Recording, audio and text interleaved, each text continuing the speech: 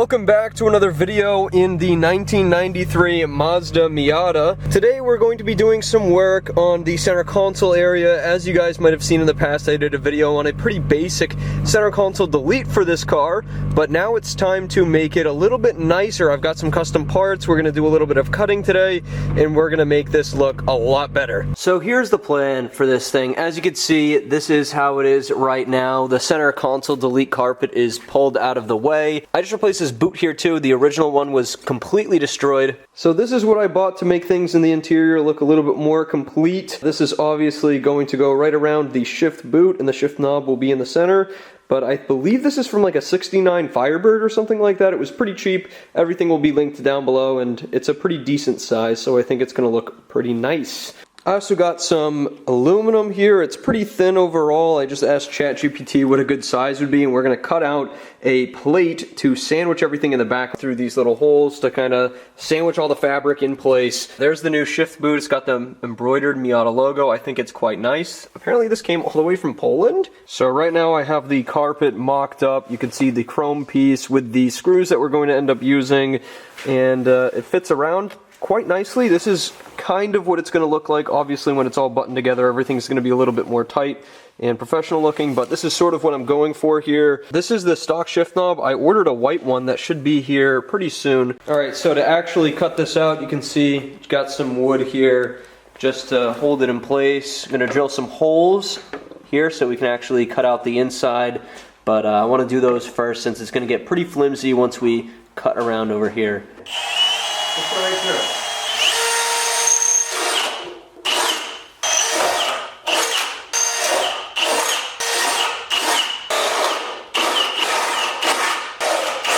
Alright, there we go. So now it's time to use the jigsaw. Definitely not the prettiest of cuts, but it'll work. So it's going to be like a light. I'm not sure how fast or slow. So you want to put it in, get it going.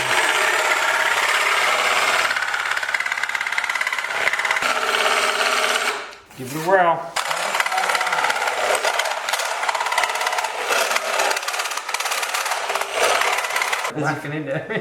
I'm trying to learn how to do it. It's not straight, so I'm trying to get around this corner. You just hold it flat.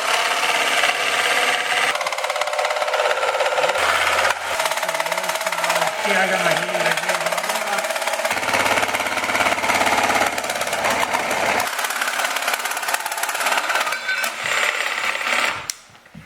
Here's our final cut here for the inside of the ring. It's pretty rough. I mean, this is my first time with the jigsaw. It's rough, but it's not going to be seen on the car. It's going to be under it as just like a plate to sandwich, so it doesn't need to look amazing. Yeah, those cuts are pretty terrible. It's now time to kind of file all this down, make it smooth, and make it a little bit more round so it actually fits in or fits right behind the bracket that I bought. So I spent some time filing this down. It's definitely far from perfect, but it's better than before. If I flip this upside down, put this over it, you can see that it doesn't really fit perfect, but it's enough to drill a couple of holes and sandwich everything together, so that's what we're going to do now. Alright, I got them all marked up.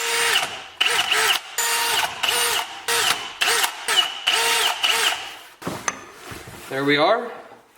Let's get this thing in the car, man. I've got the first one hand tight. I started with the one up here. You can actually see I was trying to save as much of this carpet over here, because obviously this is going to have to blend in with the cover piece right here. I tried to give as much room as possible, so this is like right on the edge. I just got a screw, a nut on the other side, and a washer and lock washer. To actually poke a hole through the carpet, I just use like a tiny little screwdriver. The rest of these done, and we'll take a look before I button it all up. I've got my last two. I had to undo this top one, which I started off with because I didn't have enough room to kind of get everything together for this one all the way on the side facing the driver, but I took both of those off and now they're good to go. Everything's all sandwiched up together. Once you've got it all ready to go like this, don't forget to pull each corner. You can see on the other side, it's looking pretty fresh overall. Alright, so here it is all said and done. I think it looks pretty decent. You can see though it kind of is a little bit scrunched up strangely on the side here. I've got a little bit more work to do finishing and finalizing everything up. This part actually ripped over here in the jazz carpet, so I had to redo this one, which was a huge pain in the butt. Honestly, guys, if you're planning on doing something like this, look for an alternative.